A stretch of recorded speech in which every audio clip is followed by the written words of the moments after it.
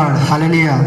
దేవుని యొక్క శ్రేష్టమైన నామంలో మీ అందరికీ వందనాలు తెలియజేస్తున్నాను. పోయిన వారం జరిగిన యూత్ మీటింగ్ ద్వారా మీ అందరూ ఆశీర్వదించబడ్డారని నేను ఎంతో ఆశిస్తున్నాను. మరి అలాగే ఈరోజు కూడా ఈ యొక్క యూత్ మీటింగ్ని మనందరం ప్రార్థన చేసుకొని ప్రారంభించుకుందాం. అందరూ కళ్ళు మూసుకొని తల్ల వంచండి, ప్రార్థన చేసుకుందాం. హల్లెలూయా హల్లెలూయా. పరిశుద్ధుడైన దేవా, ప్రేమగల తండ్రి, నీ యొక్క పాదాలకు వేలాది కృతజ్ఞతాస్తుతులు చెల్లిస్తున్నాం ప్రభువా. మీ యొక్క సన్నిధిని ఇంతవరకు మాకు తోడుగా ఉంచి మమ్మల్ని సజీవ లెక్కలో ఉంచినందుకు మీకు వందనాలు చెల్లిస్తున్నాం ప్రభువా. ఇంతవరకు మమ్మల్ని కాచి కాపాడారు ఏసయ్యను, మమ్మల్ని కాపాడమని ప్రార్థన చేస్తున్నాం ప్రభువా. ఈ యొక్క భయంకర సమయాల్లో మీ యొక్క సన్నిధిని, మీ యొక్క కృపను తోడుగా ఉంచి నడిపించమని ప్రార్థన చేస్తున్నాం ప్రభువా. అలాగే నాయన, ఈరోజు జరగబోతున్న ఈ యొక్క యూత్ మీటింగ్ని మీ చేతులకు అప్పగిస్తున్నాం ప్రభువా. మీరు దీవించి ఆశీర్వదించండి నాయన. అనేక మంది చూసి ఆశీర్వదింపబడాలి ఏసయ్య. చూస్తున్న ప్రతి ఒక్కరు దీవించబడినట్లు మీ యొక్క కృపను అనుగ్రహించమని ప్రార్థన చేస్తున్నాం ప్రభా. మీ యొక్క మీటింగ్ని మీరు ఆది నుంచి అంతవరకు మీ యొక్క ఆత్మ అధ్యక్షతలో నడిపించి బలపరచమని ప్రార్థన చేస్తున్నాం ప్రభా. మీకు స్తోత్రాలు చెల్లిస్తూ ఈ యొక్క చిన్న ప్రార్థన మీ పాసనలో చేర్చుకోమని యేసు అతి పరిశుద్ధ నామంలో అడిచినాం తండ్రి, ఆమేన్. ఈ సమయంలో మనందరం పాటలు పాడుకొని దేవుని యొక్క నామాన్ని మహింపరుస్తాం.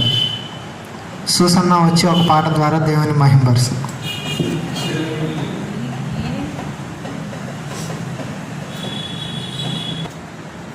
హల్లెలూయా. నీవే నీవే కావాలి ప్రభువుకు అనే పాట పాడుకుందాం.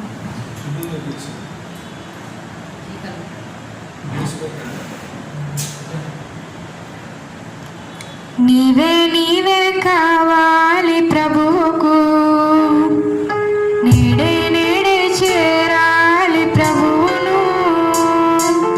నీవే నీవే కావాలి ప్రభువుకు, నేడే నేడే చేరాలి ప్రభువును. నీ కాలం కృపకాలం జరిగిపోతుంది, నీ మరణంలో ప్రాంతం తరుముకొస్తుంది.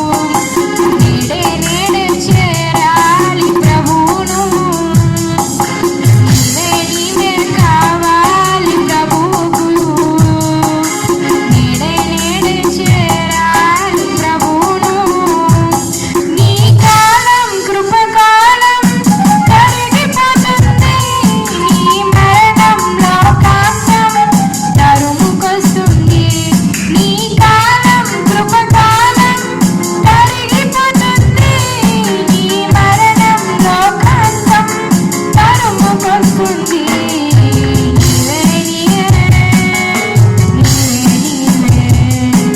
నీవే నీవే కావాలి ప్రభువుకు.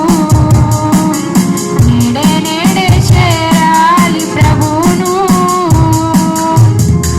హల్లెలూయా. హల్లెలూయా. మంచిది. ఈ సమయంలో మనం కొన్ని కోరసులు పాడుకుందాం కనుక యవనస్తులారా మాతో పాటు ఈ కోరసులు పాడి ప్రభుని స్తుతించండి. స్తుతించిన సాతాన్ పారిపోతాడు, కునికితే తిరిగి వస్తాడు. స్తుతించిన సాతాన్ పారిపోతాడు, కునికితే తిరిగి వస్తాడు. స్తుతించి పాడి కోటను కూర్చడం, స్తుతుల శక్తితో ఎరుకు పట్టెదం. స్తుతించి పాడి కోటను కూర్చడం, స్తుతుల శక్తితో ఎరుకు పట్టెదం. స్తుతించిన సగం పారిపోతాడు, కునికితే తిరిగి వస్తాడు. మళ్ళా స్తుతించిన సగం పారిపోతాడు, కునికితే తిరిగి వస్తాడు. కుతూహల మార్పాటమే నా సన్నిధిలో నా యేసుని సన్నిధిలో ఆనందం ఆనందమే. నా యేసుని సన్నిధిలో ఆనందం ఆనందమే. నా యేసుని సన్నిధిలో కుతూహల మార్పాటమే. నా యేసుని సన్నిధిలో కుతూహల మార్పాటమే. నా యేసుని సన్నిధిలో ఆరాధించెదను నామమును.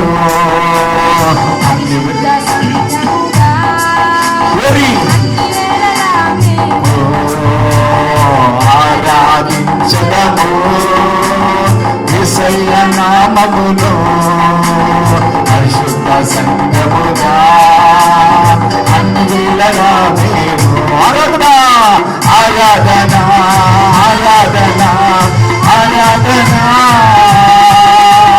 హల్లెలూయా హల్లెలూయా హల్లెలూయా. ఆరాధన ఆరాధన హల్లెలూయా హల్లెలూయా హల్లెలూయా. ఆరాధించదము పరిశుద్ధ సంఘముగా అన్ని వేళలా మేము. అందరూ స్తుతించండి, కళ్ళు మూసుకోండి. ఈ సమయంలో దేవుడు మన మధ్యలో ఉన్నాడు. యవనస్తులారా, దేవుడు నిన్ను తాకాలని ఇష్టపడుతున్నాడు. హల్లెలూయా.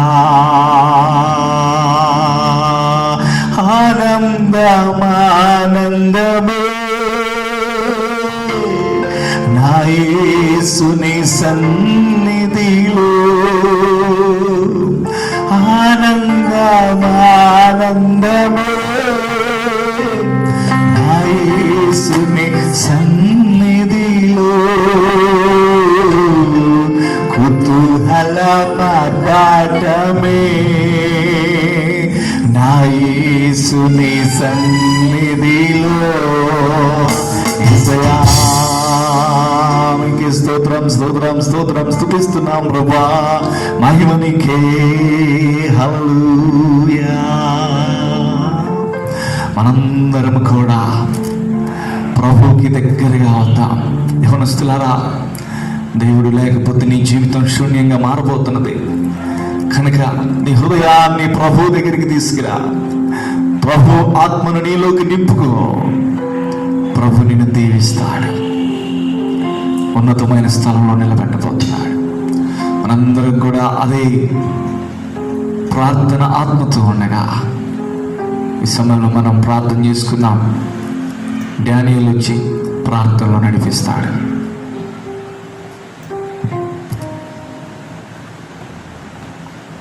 హల్లెలూయా హల్లెలూయా హల్లెలూయా. పరిశుద్ధుడా గొప్ప దేవుడా, నీ బంగారు పాదాలకు వెళ్ళలేని స్తోత్రాలు నాయన. ఏసా, ఇంతవరకు మమ్మల్ని కాచి కాపాడినందుకు వందనాలు. ఏసా, ఈ దినాన్ని మనకు అనుగ్రహించినందుకు వందనాలయ్యా.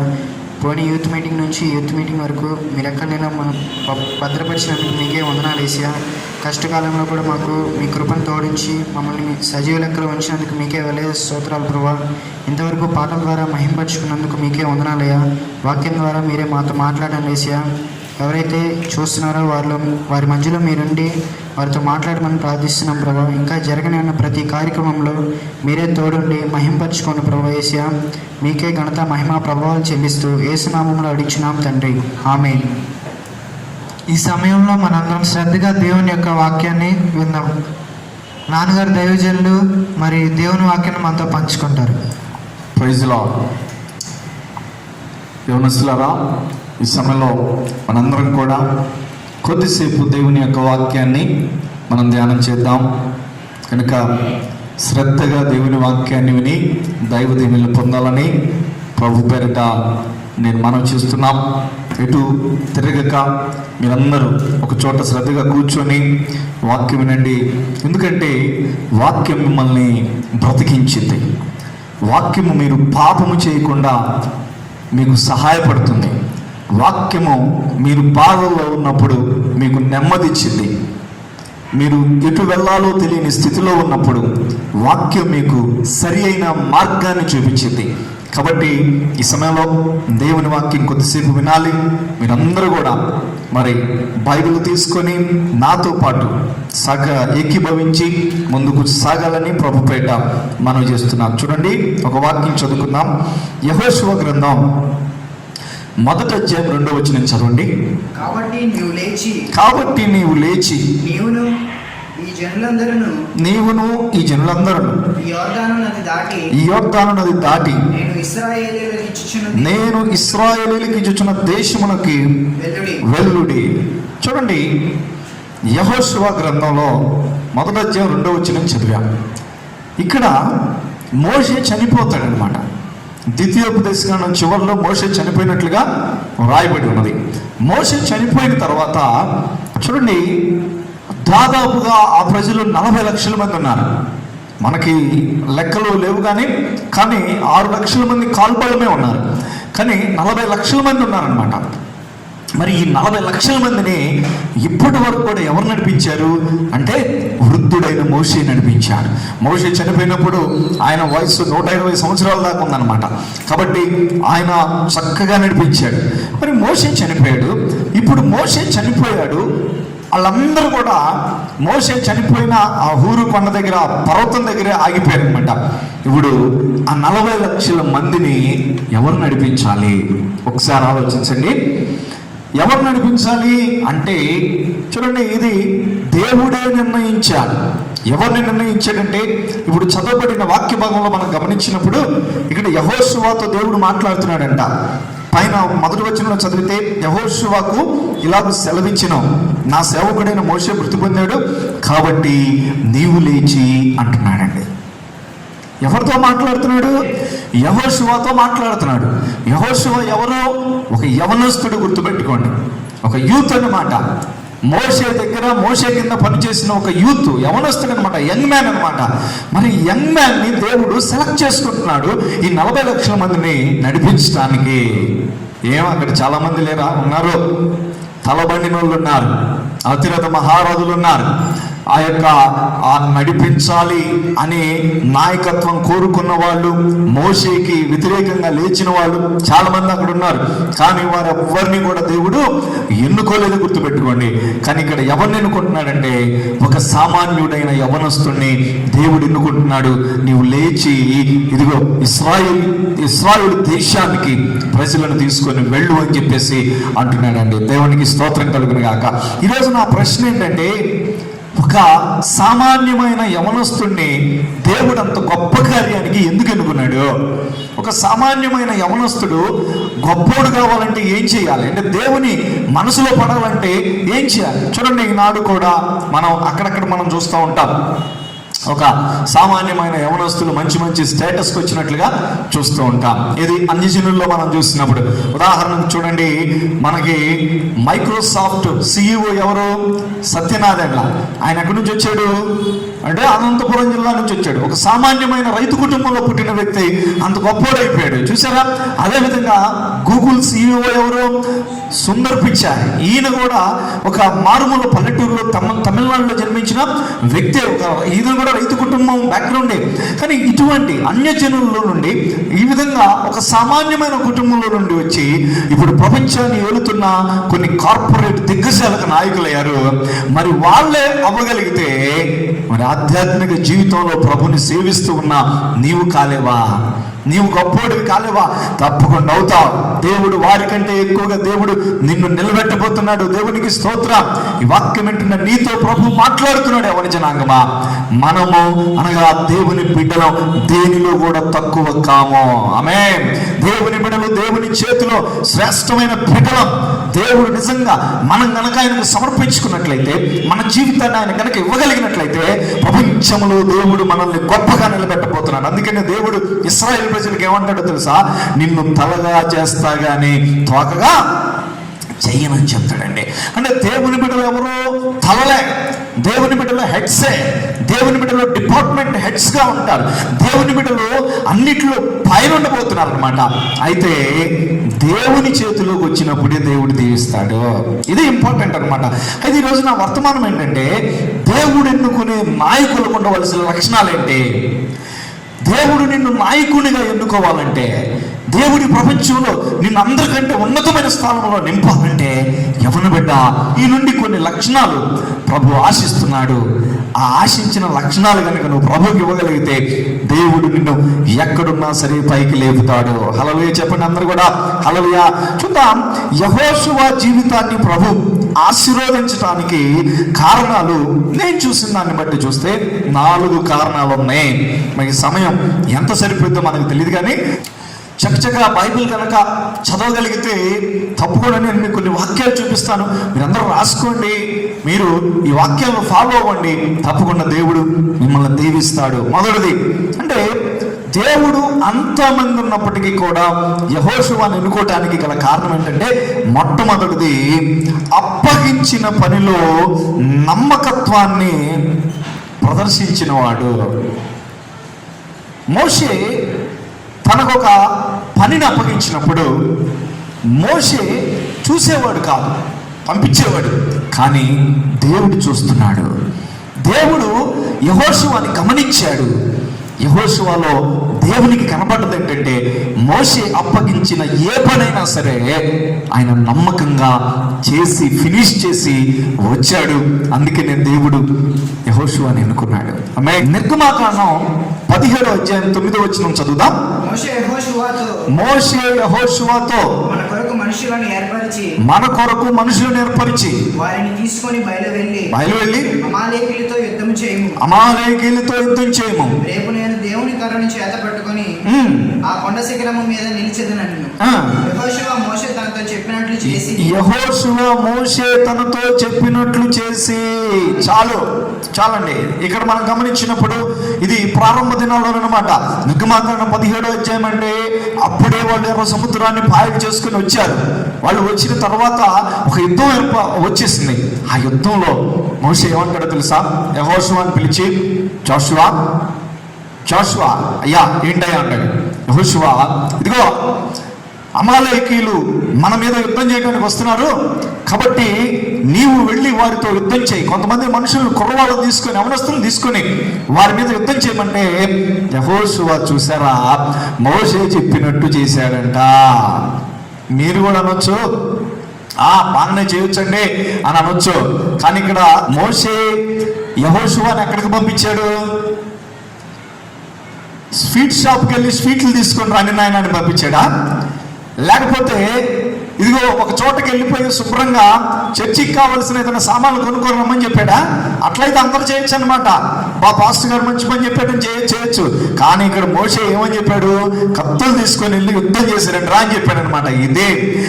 అదే దేవుడు చూస్తాడు. చూడండి, దేవుడు ఏ పని చెప్పినా, నాయకులు ఏ పని చెప్పినా, పెద్దవారు ఏ పని చెప్పినా ఆ పనిలో అంటే అది ఎటువంటి పని అయినా సరే, అది ఎటువంటిదైనా సరే, ఇదే దేవుడు చూసేది గుర్తుపెట్టుకోండి. కొంతమంది ఏం చేస్తారో తెలుసా? కొంతమంది సులువైన పనులు చేసే కాడ చక్కగా కాసేపు నిలబడతారనమాట. చర్చిలో కావచ్చు, లేకపోతే బయట కావచ్చు, ఇంకెక్కడైనా కావచ్చు. యవనస్తులు మంచి బలాఢ్యులే, చేయగలిగిన వారే. కానీ కొంతమంది సోమరులు ఏం చేస్తారో తెలుసా? సులువైన పనులు చేసే దగ్గర కాస్త హడావుడి చేస్తారు. కాస్త పెద్ద పనులు వస్తున్నాయి అనగానే సర్వను చారుకుంటారనమాట. ఎక్కడ కనపడతారో తెలియదు వాళ్ళు. మళ్ళీ ఎప్పుడు కనపడతారో తెలుసా? ఇక ఆఫ్టర్ మీటింగ్ ఈటింగ్ అనమాట, ఆ టైంలో కనపడతారనమాట. ఇది దేవుడు నచ్చడు. ఇటువంటి స్వామరులను దేవుడు ఎన్నుకోడు, గుర్తుపెట్టుకోండి. అందుకని బైబిల్లో ఏముంది? శ్రద్ధగా పని చేసేవాడు ఏలుబడి చేస్తాడు. సామెతల గ్రంథం 13:3 ఉంది కదా, చదవాల్సిన అవసరం లేదు. శ్రద్ధగా పని చేసేవాడు ఏం చేస్తాడు? ఏలుబడి చేస్తాడు.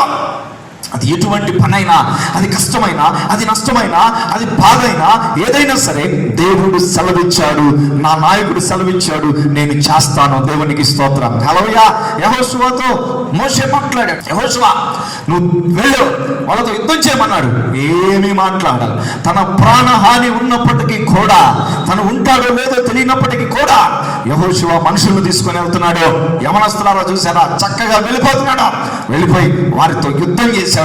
యుద్ధములో గెలుపొంది తిరిగి వచ్చాడు. దేవునికి స్తోత్రం కలుగును గాక. ఆమేన్. ఈరోజు దేవుడు మీ ముందు కూడా ఒక యుద్ధం పెడుతున్నాడు, గుర్తుపెట్టుకోండి. అదేంటంటే సాతానుతో యుద్ధం, శరీర కార్యాలతో యుద్ధం, లోకాశలతో యుద్ధం. యవనస్తులారా, రాజీ పడొద్దు. మీరు ఎవ్వరు కూడా ఈ కార్యాలకి రాజీ పడాల్సిన పని లేదు. మనందరము కూడా మనము వీటి మీద యుద్ధము ప్రకటించుదాము గాక. దేవుడు చెప్తున్నాడు, ఏమని చెప్తున్నాడు? వీటితో రాజీ పడొద్దు, వీటి మీద యుద్ధం చేయండి అని చెప్తున్నాడు. మరి ఇప్పుడు మీరు కనుక దేవుని వాక్యం విని మీ జీవితంలో యుద్ధము చేయడానికి, దేని మీద? శరీర కార్యాల మీద, లోకాశల మీద, ఇటువంటి బలహీన కార్యాల మీద మీరు కనుక యుద్ధం చేయగలిగితే మిమ్మల్ని దేవుడు నాయకుడిగా ఎన్నుకోబోతున్నాడు. గుర్తుపెట్టుకోండి. నమ్మకం. యెహోషువ నమ్మకత్వం ప్రదర్శించాడు. అందుకే నేను చెప్తాను, కొన్ని కష్టమైన పనులు నీ ముందు పెట్టబడి ఉంటాయి. ఆ కష్టమైన పని కనుక నువ్వు చేయగలిగితే ఆ తదుపరి ఉన్నతమైన సింహాసనాన్ని నువ్వు ఎక్కబోతున్నావు. అందరూ స్తోత్రం చెప్పండి. హల్లెలూయా. నీ ఎదుట దేవుడు కొన్ని కష్టమైనవి పెడతాడు. కష్టము లేకపోతే సింహాసనం లేదు. ఇదిగో దేవుని కోసం అద్భుతమైన కార్యం కోసం మనం శ్రమ పడకపోతే మన జీవితంలో అద్భుతాలు లేవు. గుర్తుపెట్టుకోండి. అందుకనే యవన బిడ్డలారా, ఈరోజు దేవుని కోసం అద్భుతమైన కార్యాలని మనము చేపట్టుదాము కాక. స్తోత్రం. హల్లెలూయా. చూడండి, విలియం కేరీ గారు ఎప్పుడు ఒక మాట చెప్తాడు. ఏంటో తెలుసా? Attempt great things for the lord, expect great things from the lord. అంటే అర్థం ఏంటో తెలుసా? దేవుని కొరకు గొప్ప కార్యాలను తలపెట్టండి, దేవుని యొద్ద నుండి గొప్ప కార్యాలను ఆశించండి. ఆమేన్. హల్లెలూయా. యెహోషువతో దేవుడు చెప్పాడు. యెహోషువ ఒకటే అనుకున్నాడు, నా దేవుడు నాకు సహాయం చేస్తాడు, నేను వెళ్ళిపోతున్నాను, ఎందుకంటే నా దేవుడు చెప్పిన పని నేను చెయ్యాలని చెప్పేసి వెళ్ళిపోయాడు. యెహోషువ విజయం సాధించాడు. అందుకనే నేను అంటాను, ఈ రోజు నుండి నమ్మకత్వంగా బ్రతకండి. అది ఏ కార్యమైనా, చిన్నదైనా పెద్దదైనా నమ్మకంగా బ్రతకండి. దేవుడు మిమ్మల్ని దీవించబోతున్నాడు. ఇంకా ముందుకెళ్దాం, త్వరగా ముందుకెళ్దాం. చూడండి, నెంబర్ 2, నిర్గమాకాండం 33:11 చదవండి. మనుష్యుడు తన స్నేహితునితో మాట్లాడినట్లు యెహోవా మోషేతో ముఖాముఖిగా మాట్లాడుచుండెను. తర్వాత అతడు పాలెములోనికి తిరిగి వచ్చుచుండెను. అతని పరిచారకుడును నూను కుమారుడునైన యెహోషువ. చూడండి, యవన బిడ్డలారా, యవనస్తుడు గుడారములో నుండి వెలుపలికి రాలేదు. దేవునికి స్తోత్రం. దేవుడు యెహోషువని దీవించడానికి రెండవ కారణం ఏంటో తెలుసా? దేవుని సన్నిధిని బహుగా ప్రేమించిన వ్యక్తి యెహోషువ. చూడండి, ఇక్కడ యెహోషువ మోషే ఇద్దరు కూడా కలిసి ఉండేవారు. ఎందుకంటే మోషే పెద్దవాడు కాబట్టి ఆయన కింద పరిచయం చేయటానికి, ఆయనకి నీళ్లు ఇవ్వటానికి, ఆయనకి అన్నం పెట్టడానికి, ఆయన ఏదైనా చెబితే చేయటానికి ఆయన చేతి కింద ఈ కుర్రాన్ని పెట్టుకున్నాడు. ఈ కుర్రాన్ని పెట్టుకుంటే ఈయన ఏం చేశాడో తెలుసా? ఇద్దరు కలిసి ఒక చోటుకి వెళ్ళేవారు. అక్కడ కూర్చొని ఆయన ప్రార్థన చేసుకునేవాడు. మోషే గారు ప్రార్థన చేసుకుంటే యెహోషువ కూడా ఏం చేసేవాడు తెలుసా? ప్రార్థన చేసుకునేవాడు. ఇలాగ అలవాటైపోయింది. ఒకప్పుడు ఏదో పని చేయడానికి వచ్చాడు, కానీ ఇప్పుడు యెహోషువకి దేవుని ప్రేమించే తత్వం అలవాటైపోయింది. మోషేతో పాటుగా ఆయన కూడా ప్రభుని ప్రేమించడం అలవాటు చేసుకున్నాడు, ప్రార్థించడం అలవాటు చేసుకున్నాడు, దేవుని సన్నిధిని అలవాటు చేసుకున్నాడు. అలవాటు చేసుకుంటే ఒక రోజంట మోషే గుడారంలోకి వెళ్ళి ప్రార్థన చేసుకుంటూ ఇక మోషే అయిపోయి బయటకు వచ్చేసాడంట. కానీ యెహోషువ బయటకు వచ్చాడా? యెహోషువ బయటికి రాలేదు. యెహోషువ దేవుని సన్నిధిలో ఉన్నాడు. దేవునికి స్తోత్రం కలుగును గాక. హల్లెలూయా. అంటే మోషే బయటికి వచ్చినప్పటికీ కూడా యెహోషువ బయటికి రాలా. ఏం చేస్తున్నాడు? దేవుని సన్నిధిని ప్రేమిస్తున్నాడు, దేవుని సన్నిధిని వెతుకుతున్నాడు, ప్రభు పాదాలు పట్టుకుంటున్నాడు. ఎవరిని విడవాలా?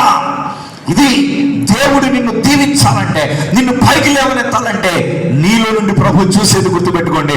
ఒకళ్ళతో పోల్చుకోకుండా నీ ఆత్మీయ జీవితాన్ని పెంపొందించుకో, నీ ఆత్మ అభివృద్ధిని ఆకాంక్షించో.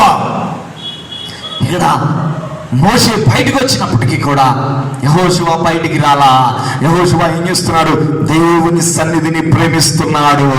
ప్రభువా, నన్ను కూడా దీవించయ్యా, నీ ఆత్మను కుమ్మరించయ్యా, నీ అభిషేకాన్ని పంపించయ్యా అని ప్రార్థన చేస్తూ ఉండగా దేవుడు యెహోషువని దీవిస్తున్నాడని వాక్యంలో వ్రాయబడి ఉంది. దేవునికి స్తోత్రం. ఈరోజు నేను అడుగుతాను, మీరు ఎక్కడున్నారు? చూడండి, లాక్డౌన్లో మీకు చాలా సమయం దొరుకుతుంది. లాక్డౌన్లో మీరు ఎక్కడ ఉంటున్నారు అనేది ఇప్పుడు ఒక ప్రశ్న. ఇక్కడ యెహోషువ ఎక్కడ కనపడుతున్నాడు చెప్పండి? దేవుని సన్నిధిలో కనబడుతున్నాడు, దేవుని పాదాల దగ్గర ఉన్నాడు. మరి మీరు ఎక్కడ ఉంటున్నారని ప్రభు పేరట నేను ప్రశ్న వేస్తున్నాను, గుర్తుపెట్టుకోండి. చూడండి, ప్రజలు ఇప్పుడు మనం గమనించినప్పుడు లోకస్తులు ఎక్కడుంటారా అంటే, యవనస్తులు సోషల్ మీడియాలో ఎక్కువ గడుపుతుంటారు. యూట్యూబ్ అని, వాట్సాప్ అని, ఫేస్బుక్ అని, ఇన్స్టాగ్రామ్ అని, ఇంకా చాలా యాప్లు వచ్చేసినాయి కదా.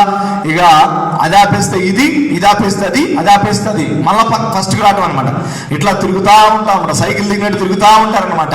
నేనంటాను, లోకస్తులు చూడు మనకొద్దు. లోకస్తులు అక్కడ ఒక ఫోటో, ఇక్కడ ఒక వీడియో, అవి ఇవి పెట్టుకొని ఎన్ని లైక్లు వచ్చినాయా, ఎంతమంది కామెంట్ చేశారా, అవి చూసుకొని మురిసిపోతా ఉంటారు. నేను అంటాను, ఏం ఉపయోగం ఉంది చెప్పండి? ఒకడు లైక్ కొడతాడు, ఆడేదో వస్తాడు, ఒక లైక్ కొడతాడు. ఆ లైక్ కొట్టినాడు వాడికి నిజంగా లైక్ కావాలని కాదు, వాడికి కూడా లైకులు కావాలి కాబట్టి నీకు లైకులు కొడుతున్నాడు. అర్థమవుతుందా? వాడికి కూడా కామెంట్లు కావాలి కాబట్టి నీకు కామెంట్లు పెడుతున్నాడు. అంతే నువ్వేదో గొప్పగా ఉన్నామని చెప్పేసి. చూడండి, అస్సలు పనికిమాలిన ఫోటోలు కూడా అప్పుడు లైకులు కొట్టేవాళ్ళు ఉన్నారు. ఎందుకని?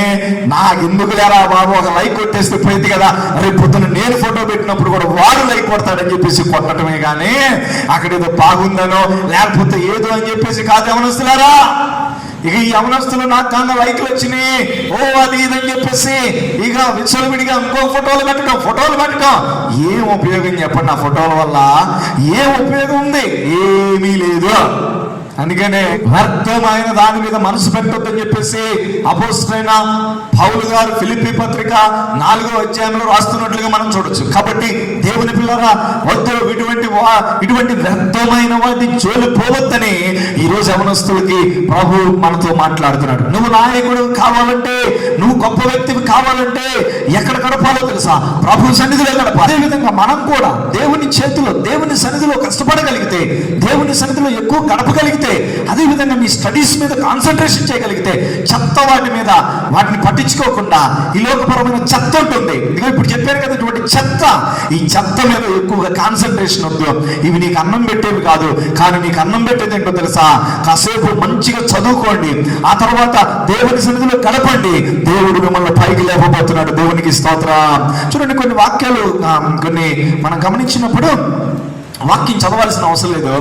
సంసోను అనే ఒక యవనస్తుడు ఉన్నాడు బైబిల్. ఈ సంసోన్ని దేవుడు ఆశీర్వదించాడు. ఒక్క ఎముకను పట్టుకొని 1000 మందిని చంపేశాడు. గాడిద దవడెముకను పట్టుకొని 1000 మందిని చెప్పాడు. అంత బలాఢ్యుడు అనమాట. కానీ చివరికి ఎంత బలహీనుడైపోయాడంటే, ఆయన కళ్ళు పీకేపించుకున్నాడు. ఆయన ఎందుకు పనికి రాకుండా తిరగలు విసురుతున్నాడు. అంత బలహీనుడైపోయాడు. ఎందుకు? కారణం ఏంటి? ఇంత గొప్పోడు ఎందుకని కూలిపోయాడు అంటే, ఆయన దేవునితో గడపవలసింది బదులుగా ఎక్కడ గడుపుతున్నాడు చూడండి. న్యాయాధిపతుల గ్రంథం 16వ అధ్యాయం 1వ వచనం చదవండి. తరువాత సంసోను గాజాకు వెళ్ళి వేశ్యనొకతను చూచి ఆమె యొద్ద చేరెను. తరువాత సంసోను గాజాకు వెళ్ళి వేశ్యనొకతను చూచి ఆమె యొద్ద చేరెను. చూడండి, సంసోను ఎక్కడ గడుపుతున్నాడు? దేవుని పిల్లరా, గడప గోడని చోట గడుపుతున్నాడు. అంటే ఈయన ఎక్కడ గడుపుతున్నాడు? ఈయన జీవితం ఎక్కడ అర్థం పుచ్చుతున్నాడు అంటే ఆయన గడప గోడని చోట గడుపుతున్నాడు, ఉండకూడని చోట ఉంటున్నాడు. ఈనాడు యవనస్తులు ఎక్కడ గడుపుతున్నారు? టీవీల ముందు ఎక్కడ ఉంటున్నారు? ఇదిగో సెల్ ఫోన్ల ముందు ఎక్కడ గడుపుతున్నారు? జాగ్రత్త, దేవుడు చూస్తున్నాడు. మీ తల్లిదండ్రులు చూడకపోవచ్చు, మీ పాస్టర్ గారు చూడకపోవచ్చు, కానీ చూస్తున్న దేవుడు ఒక ఆయన ఉన్నాడు. గుర్తుపెట్టుకోండి, ఆయన కన్నులకు మరుగైనది ఏది కూడా లేదు. ఆమేన్.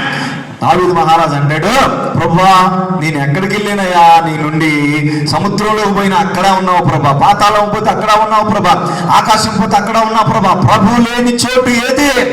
యేసు ప్రభు లేని చోటు అంటూ ఏది లేదు, గుర్తుపెట్టుకోండి. కానీ కాబట్టి యవన బిడ్డలారా, ఈరోజు దేవుడు నీతో మాట్లాడుతున్నాడు. నీవు దీవించబడాలంటే నువ్వు ఎక్కడ గడపాలో తెలుసా? ప్రభు దగ్గర గడుపు.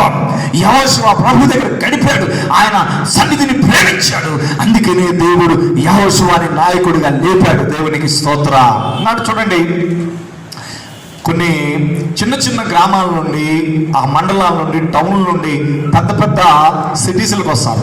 విజయవాడ, హైదరాబాద్, వైజాగ్, చెన్నై, బెంగళూరు ఇటువంటి సిటీస్కి చదువుకోవటానికి, ఉద్యోగాలు చేయడానికి యవనస్తులు వస్తూ ఉంటారు. ఇందులో రకరకాల మనస్తత్వాలు కలిగి ఉంటారండి. చూడండి, ఇందులో మనం గమనించినప్పుడు కొంతమంది యవనస్తులు పాపానికి అలవాటు పడే వాళ్ళు ఉంటారు, డ్రగ్స్కి అలవాటు పడే వాళ్ళు ఉంటారు. చూసారా, పాపానికి అలవాటు పడే వాళ్ళు ఉంటారు. ఇలాగ చెడు పనులకు అలవాటు పడి, ఎందుకంటే తల్లిదండ్రులు దూరంగా ఉన్నారు కాబట్టి, వాళ్ళకి నియంత్రణ అనేది లేదు కాబట్టి ఇప్పుడు పాపానికి ఫ్రీగా వెళ్ళిపోతూ ఉంటారు. అందుకని అటువంటి వారే తమ జీవితంలో చివరికి ఎటువంటి పరిస్థితికి వస్తారో తెలుసా? నాశనం అయిపోతారు, చనిపోతూ ఉంటారు, ఆత్మహత్యలు చేసుకుంటూ ఉంటారు, చేతగాని వాళ్ళు అయిపోతూ ఉంటారు, భయంకరమైన డ్రగ్స్కి అడిక్ట్ అయిపోయి నశించిపోయే స్థితికి వస్తూ ఉంటారు. కానీ ఇంకొక రకమైన యవనస్తులు ఉంటారు, వారు అంటే భక్తి పరులు. మనం గమనించినప్పుడు వారు మందిరం ఎక్కడుండో చూసుకుంటారు, దేవుని సన్నిధిని ప్రేమిస్తారు, చక్కగా ప్రతి ఆదివారం మందిరంలో ఉంటారు, ప్రభు సన్నిధిలో గడుపుతూ ఉంటారు, దేవునికి దగ్గరవుతూ ఉంటారు. అటువంటి వారు పాపానికి దూరంగా ఉంటారు, ప్రభు సన్నిధిని ప్రేమిస్తారు. అటువంటి వారిని దేవుడు గొప్ప వాళ్ళగా చేయబోతున్నాడు. అందరూ స్తోత్రం చెల్లించండి. హల్లెలూయా. ఈరోజు ఎవరి బిడ్డ దేవుని సన్నిధిలో నువ్వు ఉండో, ప్రభు సన్నిధిని ప్రేమించో, తప్పకుండా దేవుడు నిన్ను దీవించబోతున్నాడు. నెంబర్ 3, యెహోషువ జీవితంలో దేవుడు యెహోషువని నాయకుడిగా ఎన్నుకోవడానికి కారణం ఏంటంటే, మూడవది చూడండి, మూడవది సంఖ్యాకాండము 14వ అధ్యాయము 6వ వచనాన్ని చదవండి. అప్పుడు దేశమును సంచరించి చూచిన వారిలో నుండి నూను కుమారుడకు యెహోషువయు యెఫున్నె కుమారుడకు కాలేబును బట్టలు చింపుకొని ఇశ్రాయేలు సర్వ సమాజముతో మేము సంచరించి చూచిన దేశము మిక్కిలి మంచి దేశం, యెహోవా మన యందు ఆనందించిన ఎడల ఆ దేశంలో మనలను చేర్చి దానిని మనకిచ్చును. పిల్లరా, యెహోషువలో దేవుడు చూసిన మూడో క్వాలిటీ ఏంటో తెలుసా? దేవుని యొక్క సామర్థ్యం మీద విశ్వాసం కలిగిన వ్యక్తి యెహోషువ. బాగా అర్థం చేసుకోండి. అంటే అర్థం ఏంటంటే, ఏ కార్యమైనా నా దేవుడు చేస్తాడు, దేవుని విషయంలో నాకే అపనమ్మకము లేదు, దేవుడు నా జీవితంలో చేస్తాడు అనే నమ్మకం కలిగిన బాగా నచ్చింది. చూడండి, ఇక్కడ చదవబడిన వాక్య భాగంలో మనం గమనించినప్పుడు మనకు ఒక వండర్ఫుల్ చరిత్ర కనపడుతుంది. ఏంటంటే, మోషే ఇశ్రాయేలు దేశాన్ని చూడటానికి, కానాను దేశాన్ని చూడటానికి 12 మందిని పంపిస్తాడు. ఆ కానాను దేశం దగ్గరకు వస్తారనమాట. మీరు చూసి ఎటువంటి దేశమో ఎలా ఉందో అని చెప్పేసి కనుక్కోవడానికి 12 మందిని పంపిస్తాడు. 12 మంది వెళ్తారు. వెళ్ళి స్పైల్గా అంటే వేగు చూచువారుగా వెళ్ళి ఏం చేస్తారో తెలుసా? 10 మంది మోషే దగ్గరకు వచ్చి పెద్ద పెద్ద కేకలేస్తూ ఉంటారు. ఆ ప్రజలందరి ముందు కేకలేస్తూ ఉంటారు, మోషే, ప్రజలారా మన వల్ల కాదు, మనం ఆ ప్రజలతో యుద్ధం చేయలేము, మనం అస్సలు జయించలేమని చెప్పేసి కేకలేయగానే ఆ ప్రజలందరూ కూడా వామ్మో వామ్మో వామ్మో, ఇదేంట్రా బాబు, ఎందుకు తెచ్చావు మోషే, నువ్వేదో మమ్మల్ని ఇక్కడికి ఉద్ధరిస్తావనుకుంటే మమ్మల్ని అందరినీ చంపడానికి తీసుకొచ్చామని చెప్పేసి ఇక అందరూ రాళ్ళైపోతుంటారు అనమాట. అటువంటి సమయంలో కాలేబు యెహోషువ ఇద్దరు పైకి లెగుస్తారు, ఎందుకంటే వాళ్ళిద్దరు కూడా ఉన్నారు అందులో. అప్పుడు పైకి లేచి ఇప్పుడు చదివిన మాట్లాడతారు, ప్రజలారా మీరు భయపడకండి, మన దేవుడు సామర్థ్యము కలిగిన దేవుడు. దేవునికి స్తోత్రం చెప్పండి, హల్లెలూయా. ఆ ఇద్దరు లేచి వాళ్ళు సాక్ష్యం చెప్తారు, దేవుడు నమ్మదగిన దేవుడు, దేవుడు గొప్ప దేవుడు, ఆయన శక్తి కలిగిన దేవుడు. వాళ్ళు ఎట్లాంటి వాళ్ళైనా పర్వాలేదు, మన దేవుడు అంతకంటే గొప్ప దేవుడు అని చెప్పేసి సాక్ష్యం చెప్తారండి పిల్లరా. అంటే యెహోషువలో ఉన్న గొప్ప తత్వం ఏంటంటే, నా దేవుడు సామర్థ్యము కలిగిన దేవుడు అని దేవుని సామర్థ్యాన్ని గుర్తెరిగాడు.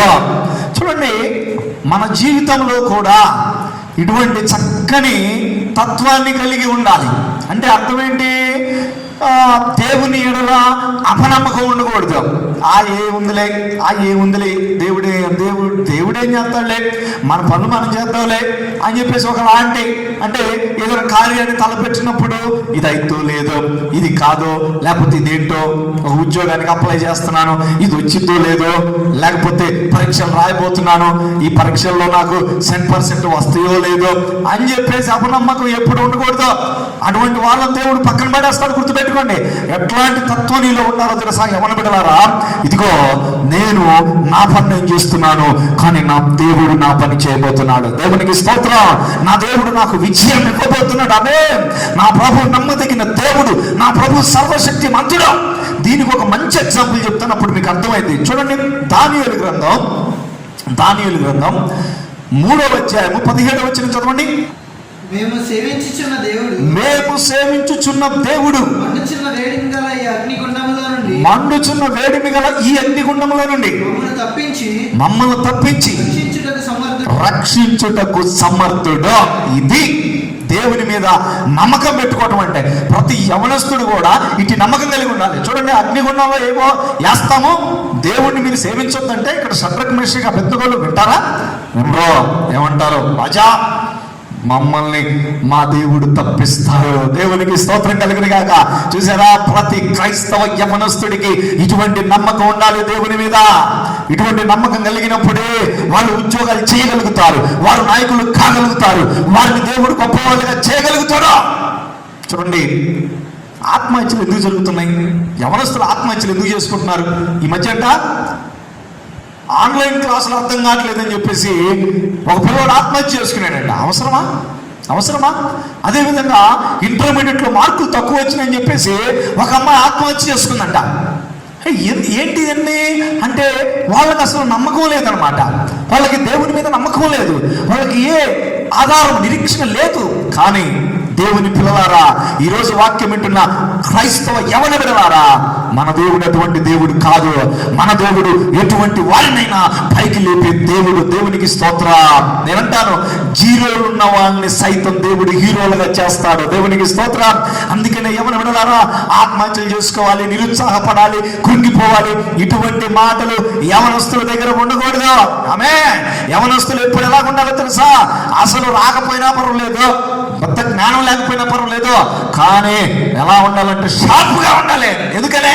నీ దేవుడు నిన్ను ఆశీర్వదిస్తాడు. స్తోత్రం. నీ దేవుడు గొప్పవాడు, నీ దేవుడు లేపుతాడు, నీ దేవుడు దీవిస్తాడు. చూడండి, ఏమి చదువుకోని వాళ్ళు కోట్లకు పరుగులు ఎత్తుతున్నారు. ఎందుకని? వాళ్ళకు ఒక నమ్మకం ఉంది. అదే మన దేవుడిని నమ్ముకొని ఇంకా నమ్మకం పెట్టుకుంటే ఇంకా అంతకంటే ఎక్కువగా దేవుడు దీవించబోతున్నాడు. దేవునికి స్తోత్రం. కాబట్టి యెహోషువలో ఉన్న గొప్ప తత్వం ఏంటో తెలుసా? యెహోషువ చూడండి, నా దేవుడు మనల్ని చేరుస్తాడు అనే దేవుని యొక్క బలం మీద నమ్మకం కలిగి ఉన్నాడు. అందుకనే దేవుడు యెహోషువని పైకి లేపాడు. చివరిగా, అంటే 4వదిగా చివరిగా మనం గమనించినప్పుడు సంఖ్యాకాండం 27వ అధ్యాయం 18వ వచనం చదవండి. అందుకు యెహోవా మోషేతో ఇలా అనెను, నూను కుమారుడైన చూసారా, యెహోషువ ఆత్మను పొందినవాడు. చాలు. ఎవరు బిడ్డలారా, యెహోషువని దేవుడు నాయకుడిగా లేపటానికి కారణం ఏంటో తెలుసా? యెహోషువ ఏం పొందుకున్నాడంట? దేవుని ఆత్మను పొందుకున్నాడు. ఆమేన్. ఇది ప్రాముఖ్యమైన విషయం. చూడండి, బైబిల్లో ఒక మాట ఉంది. జకరియా గ్రంథం 4వ అధ్యాయము 6వ వచనం చదవండి. అప్పుడతడు నాతో ఇట్లనెను, నేను జెరుబ్బాబెలునకు ప్రత్యక్షమగు యెహోవా వాక్కు ఇదే, శక్తి చేతనైనను వినండి ఎవరు బిడ్డలారా, శక్తి చేతనైనను బలము చేతనైనను కాక ఆత్మ చేతనే ఇది జరుగును. నా ఆత్మ చేతనే ఇది జరుగును.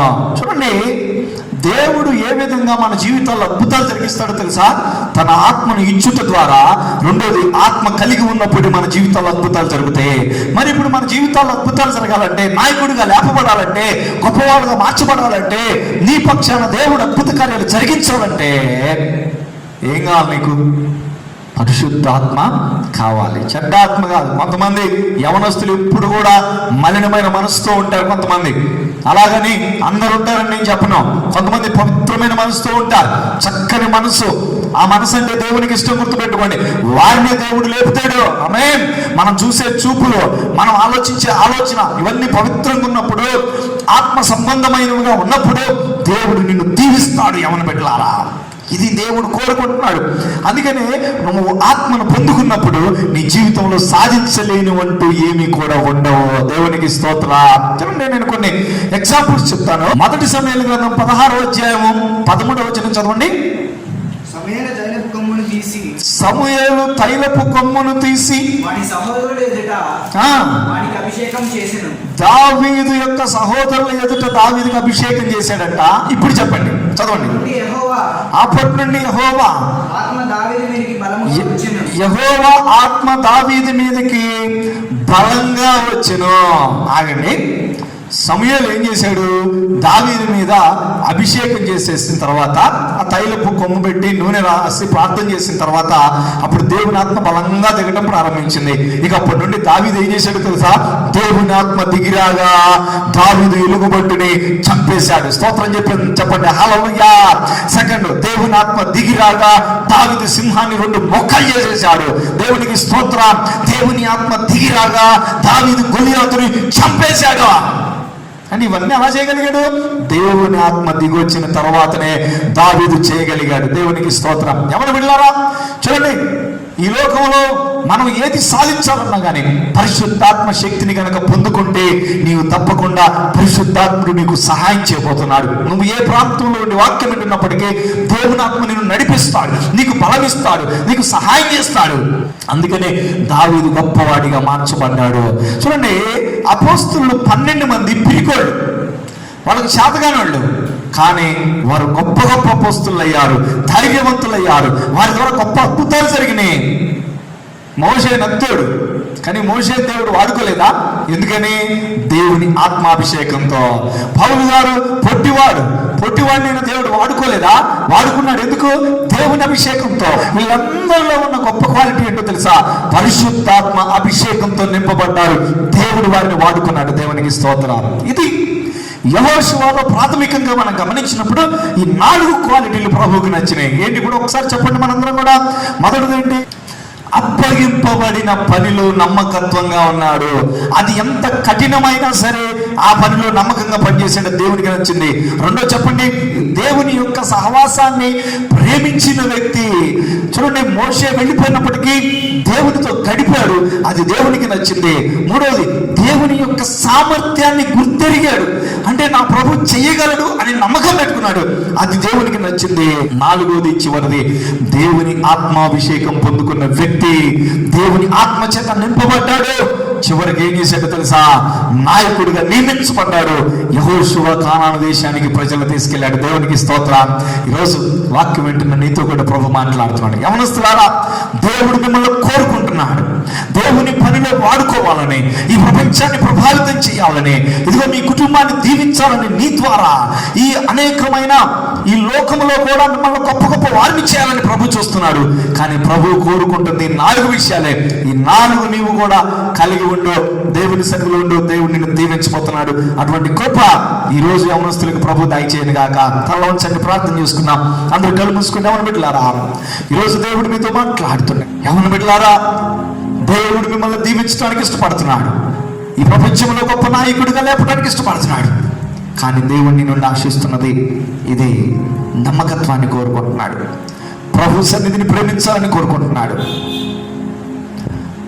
ప్రభు యొక్క బలాన్ని గుర్తెరగాలని కోరుకుంటున్నాడు. ప్రభు ఆత్మను పొందుకోవాలని కోరుకుంటున్నాడు. ఈరోజు ఆ విధంగా నువ్వు ముందుకు సాగిపోతావా? ప్రభువా నన్ను దీవించు, నాకు ఈ 4 ఇవ్వు ప్రభువా అని ప్రార్థించగలుగుతావా? ప్రార్థించండి. దేవుడు మిమ్మల్ని దీవిస్తాడు. దేవుడు మిమ్మల్ని దీవిస్తాడు. స్తోత్రం, స్తోత్రం, స్తోత్రం, స్తోత్రం, స్తోత్రం. ప్రార్థన. యవనస్తులారా, మీ అందరూ కూడా మీ హృదయం మీద చేపెట్టుకోండి. ప్రభువా మమ్మల్ని యెహోషువ లాంటి నాయకులుగా చేయమని మీరందరూ హృదయం మీద చేపెట్టుకొని ప్రార్థనాత్మతో ఉండండి.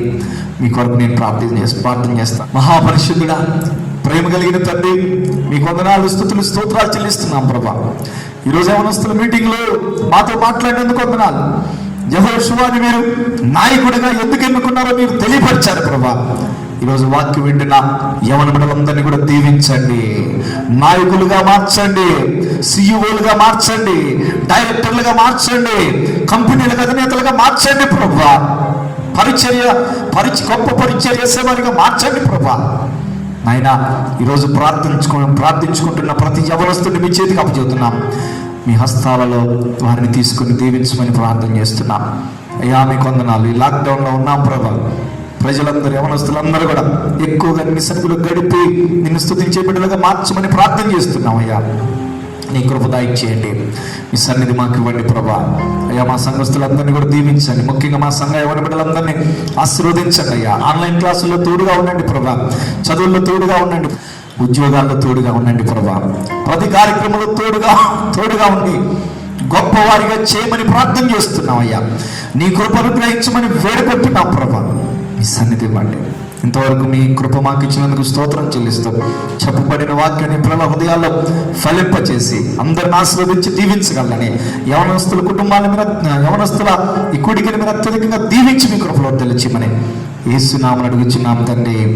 ఆమేన్. తండ్రి, కుమార, పరిశుద్ధాత్మల ప్రేమ, కృపా, సమాధానంలో కూడిన ప్రతి బిడ్డకి, యవన బిడ్డలందరికీ సదా తోడే నిలిచును గాక. ఆమేన్, ఆమేన్. God bless you. మీ యొక్క ప్రార్థన అవసరతలు మాతో పంచుకోండి. చక్కగా మీరు యూట్యూబ్లో ఆ యొక్క కామెంట్ బాక్స్లో కామెంట్ చేయండి. మీ యొక్క నేను చెప్పాను కదా, మీకు ప్రశ్నలు ఏమన్నా ఉంటే కామెంట్ చేయమని చెప్పాను. అవి నేను ప్రిపేర్ అయ్యి అవి వీడియోలు చేయబోతున్నాను. దేవుడు మిమ్మల్ని అందరినీ దీవించును గాక. God bless you all.